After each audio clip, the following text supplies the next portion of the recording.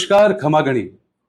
जोधपुर में 18 मई को निकाली गई तिरंगा रैली एक कारण से यादगार बन गई। वो कारण है वंडर गर्ल हृदया पुरोहित। हृदया पुरोहित ने अपनी मधुर आवाज में शिव तांडव शुद्ध रूप से गाकर लोगों को मंत्रमुग्ध कर दिया। आज हम हृदया पुरोहित से उन्हीं के बारे में बातचीत करेंगे। हमारे साथ है हृदया पुरोहित के माता पिता हृदया पुरोहित। बात करते हैं हृदया पुरोहित से। हृदया, आप कौन सी क्लास में हैं? केजी। आपको बुक्स पढ़ना अच्छा लगता है? हाँ। कौन सी स्टोरीज पढ़ती हैं आप? मुझे मेरी मम्मा, जितना मेरी मम्मा को ठीक लगता है मेरी मम्मा मुझे उतना ही पढ़ाती, मेरी मम्मा मुझे उतना ही दिखाती है। अच्छा, तो आपको गेम्स खेलना अच्छा लगता है, बुक्स पढ़ना अच्छा लगता है, या आप मोबाइल भी देखते हो? मैं मोबाइल नहीं देखती, मैं बुक्स पढ़ती हूँ। अच्छा, बुक्स में कौन सी बुक्स? आपने कोई स्टोरीज आपको स्पेशल जो कोई अच्छी लगती हो? मेरे डैडू मुझे शिवाजी संभाजी के बारे में पढ़ाते हैं और कभी कभी ऐसे ही कैरेक्टर्स के बारे में पढ़ाते तो हैं। आपको शिवाजी संभाजी के बारे में कुछ याद है? हाँ। कोई स्टोरी बताओ। शिवाजी ने अफजल खान को मारा था। कैसे?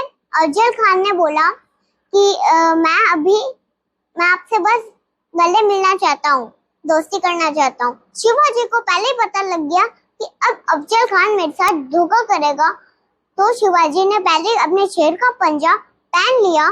फिर शिवाजी के तो सर पे लोहा पहना हुआ था, तो शिवाजी के तो कुछ नहीं बिगड़ा। अफजल खान ने जैसे ही तलवार डाली, शिवाजी के सर पे उंगली, कुछ नहीं बिगड़ा और शिवाजी ने जीते उनके अफजल खान के पीछे से पूरा छील दिया।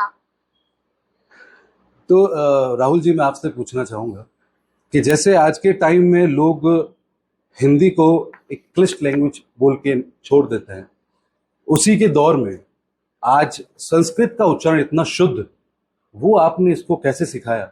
ये गलत सवाल आपने मुझसे पूछ लिया है। एक्चुअली ये सवाल तो इनकी मदर के ऊपर बनता है। ये सब सिखाने वाले इसकी मदर है। अच्छा। ऐसे इसने बताया, एकदम सच बताया है कि मैंने सिर्फ इसको, जो हमारे देश के बड़े बड़े योद्धा हुए हैं जिन्होंने इस देश को हमेशा बचाने, जो आक्रांता है तो उनसे बचाने में जो अपना योगदान दिया, मैंने सिर्फ उनके बारे में आज तक इसको बताया। चाहे मैं बात करूँ आपसे शिवाजी के बारे में, महाराणा प्रताप के बारे में, स्वामी विवेकानंद जी के बारे में, झांसी की रानी के बारे में, तो ये सब मैंने जरूर उसको बताया। पर जो संस्कृत की लैंग्वेज और जो श्लोक है, जितना भी आज कुछ ये बोल पा रही है, उसके पीछे विठल रोल रहा है इसकी मदद। नहीं, बिल्कुल सही बात है कि सबसे पहले बच्चों की जो शिक्षक होती है वो माता ही होती है।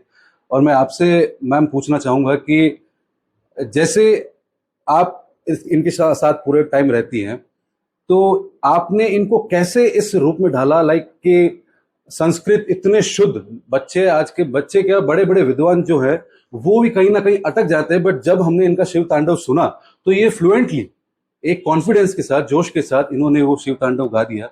तो उसके लिए आप क्या कहना चाहेंगे? इनको कैसे आपने तैयार किया?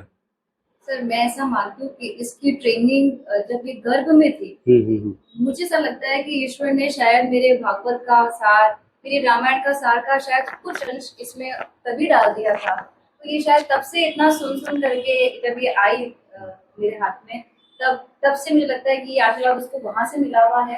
और फिर क्योंकि मैंने भागवत पढ़ी, मैंने रामायण पढ़ी, मैंने शिव पुराण पढ़ी, उसको पढ़ने के बाद मुझे लगता है कि बच्चे को आप जैसे ढालना चाहें, बच्चा वैसे ढल जाता है। जैसे नर्सरी से हम एक छोटा सा पौधा लेके आते हैं, उस पौधे को जितनी जरूरत उस वक्त होती है कि कितना पानी चाहिए, कितनी धूप दिखानी है, कितनी छाया चाहिए, इस एज में बच्चे को बिल्कुल वैसे ही अगर आप रखें, तो जब उसको आप बड़ा होते देखेंगे तो आपको बिल्कुल जरूरत नहीं पड़ेगी बच्चे को ट्रेनिंग देने की।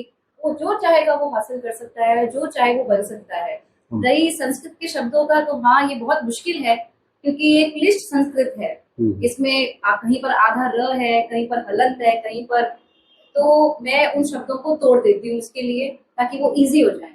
और फिर जब ये उन शब्दों को पकड़ लेती है, आधे आधे शब्दों को, फिर मैं उसको जोड़ करके कहती हूँ इसे पूरा पढ़ ले, तो वो उसको फ्लो में पूरा पढ़ लेती है। ये बहुत 1 या 2 दिन का नहीं है। मैं घूमते फिरते बच्चों को टीवी मोबाइल नहीं दिखा करके इसमें एंगेज करती हूँ, इसी से रिलेटेड कुछ कहानियां बनाती हूँ अपने ही मन से, जिसमें मैं उन मंत्रों को, उन श्लोक को डाल सकूं और फिर ये बच्चे मुझे पकड़ लेती है। जी बिल्कुल, मैं अभी देखता हूँ कि आज के टाइम में जो बच्चे हैं वो विदाउट मोबाइल खाना नहीं खाते, पूरे दिन मोबाइल से लगे रहते हैं। तो उसमें क्या आज हृदया को भी ऐसा है कि आप मोबाइल में कुछ राइम्स देखना या नहीं, कुछ नहीं है सर, सर, कुछ कुछ भी भी नहीं है। मतलब मैं मानती हूँ ये पेरेंट्स की थोड़ी सी लेजीनेस है कि बच्चा फोन देख रहा है तो फिर वो कैजुअल रहता है कि बिना फोन देखे खाना नहीं खाता। ये हमारा इन्वेस्टमेंट है। मैं ऐसा मानती हूँ कि ये आपके समय का निवेश है बच्चे में, कि उसको आप बिठा के खाना खिलाएं। हाँ, छोटे बच्चे हैं, थोड़ा टेंट्रम थ्रो करते हैं, नहीं खाना खाते हैं, उल्टी होते हैं, उठ के रवाना हो जाते हैं, तो उन्हें वैसे ही मनाही जैसे हमको हमारे पेरेंट्स ने मनाया। जी आपकी मेरे टाइम पे फोन नहीं थे सर, नहीं तो सर, तो हम कैसे बड़े हुए? बिल्कुल तो ये बच्चे भी वैसे ही बड़े होंगे। जी रिया की एक छोटी बहन भी है, अभी वो 1.5 ईयर्स की है। तो हमने वो भी जैसे रिया हमारे साथ में खाना खाती है ना, उसी तरह साथ में बैठ के खाना खाती है। अच्छा अब जैसे हमने इसको सिखाया वो इससे इसकी छोटी बहन से सीख रही है। बिल्कुल तो हमारे जो संस्कार है उनको हम आगे से आगे फ्लो ऐसे ही कर सकते हैं। जी जी। जैसा हम प्रयास करेंगे वैसे वेज विल इसमें। तो हृदय मैं आपसे जानना चाहता हूँ, शिव तांडव तो आपको आता है, उसके अलावा आपको और कौन से श्लोक आते हैं? मुझे मैं आपको रश्मि रति की कुछ पंक्तियां सुनाती हूँ। कुछ पंक्तियां मुझे अभी पूरी तो नहीं आती है, मैं सीख रही बिल्कुल, हूँ, पर बिल्कुल। मुझे जितनी आती है मैं आपको सुनाती हूँ। वर्षों तक वन में घूम घूम बाधावे गुणों को, चूम चूम सैधूप धाम पानी पत्थर, पांडव आए कुछ और निखर, सौभाग्य न सपद न सोता है, देखे आगे क्या होता है। आपने कुछ सोचा कि आप आगे जाकर कैसे बनना चाहते हो या क्या बनना चाहते हो? मैं मिस्टर नरेंद्र मोदी बन के जाती हूँ, बनना चाहती हूँ। मैं वो बनकर करूँगी ये कि फसल उगाऊंगी।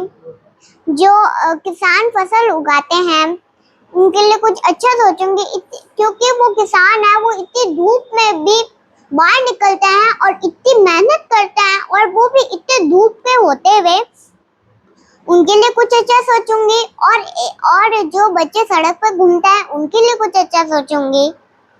और मोबाइल एक ऐसा मोबाइल बनवाऊंगी जो बच्चे के हाथ में आते ही बंद हो जाए। बड़े तो चला सकते हैं, पर अगर बड़े बच्चे को देने के लिए चलाएं तो वो फोन बिल्कुल ही बंद हो जाएगा, वो चालू नहीं होगा। ये बिल्कुल सही बात है। और मैं आपसे एक ही पूछना चाहता हूँ कि जो आपने तिरंगा रैली में व्योमिका सिंह की भूमिका निभाई थी, वो व्योमिका सिंह बनने का आपको किसने बताया था? या आपने खुद से ही अपने मन से आया था या आपको किसी ने बताया था? मुझे मेरे डैडू ने मेरी मम्मा से पहले बात करी, फिर मेरे डैडू ने मेरी कैप के लिए बहुत मेहनत करी। अच्छा। और फिर मेरे डैडू दूसरे दिन मेरे लिए पूरी ड्रेस लाए व्योमिका सिंह की। ऐसे मेरे व्योमिका सिंह विंग कमांडर है। इन्होंने जब हमारा ये, मैं आपको शुरू से बताती हूँ, जब बहुत लाइट चली गई थी, एक डॉट भी लाइट नहीं थी, तब मैंने मेरे डैडू को बोला कि डैडू आप है ना फोन करो ना, मुझे घर में लग रहा है, अभी तो बारिश भी नहीं हो रही, तो फिर क्यों लाइट चली गई? तब मेरे मम्मा डैडू ने मुझे बताया कि अभी इंडिया और पाकिस्तान के बीच में वॉर हुआ है। वो क्यों हुआ है? क्योंकि अभी पाकिस्तान से कुछ टेररिस्ट आए पहलगाम में। जैसे हम घूमते हैं, जैसे आप घूमते हैं, वैसे ही वो घूम रहे थे। उसमें अंकल आंटी दीदी भैया और छोटे बच्चे ये सब थे। ये सब वहां पर पहलगाम में घूम रहे थे। तो फिर पहलगाम में पाकिस्तान के कुछ टेररिस्ट आए और उन पे गोलियां चला दी, उनको मार दिया और वो मर गए। और ये करने के बाद एक और गलती कर दी, कहा कि जाकर मोदी को कह देना। इसका मतलब पाकिस्तान ने इंडिया को कमजोर समझा है क्या? इंडिया अपने प्यारे लोगों के लिए, अपने भारत देश के लोगों के लिए कुछ नहीं करेगा? नहीं, इंडिया का जैसे शिवजी भगवान के 3 नेत्र होते हैं, वैसे भारत के भी, हिंदुस्तान के भी 3 नेत्र हैं, 3 शक्तियां हैं, आर्मी, एयरफोर्स, नेवी। इन्होंने ये और इनके साथ विंग कमांडर विमिका सिंह और विंग कमांडर सूफिया मैम, और इनके साथ इनकी पूरी टीम ने, सारे विंग कमांडर्स की पूरी टीम ने पता लगाया कि पाकिस्तान के टेररिस्ट कहाँ छुपे हैं और वहां जाकर बम गिराए, उनको सबक सिखाए। हम राम जन्मभूमि के बच्चे हैं, हम कृष्ण जन्मभूमि के बच्चे हैं, हम लड़ाई झगड़ा नहीं करते। पर अगर हमारे अपने लोगों को, हमारे देश भारत के लोगों को कोई इस तरीके से आके मारेगा तो हिंदुस्तान चुप नहीं बैठेगा, हिंदुस्तान वापस बदला लेगा। जी बिल्कुल, हिंदुस्तान चुप नहीं बैठेगा और हिंदुस्तान बदला लेगा। और आप देख सकते हैं कि इस छोटी सी बच्ची में कितना हौसला है कि आज एक शिव तांडव से काफ़ी लोग इनकी प्रशंसा कर रहे हैं। जिस तरीके से, जिस हौसले से ये सामने आकर इन्होंने शिव तांडव गाया है, वाकई का तारीफ़ काबिल है। बहुत बहुत धन्यवाद Rahul ji, ma'am, thank you.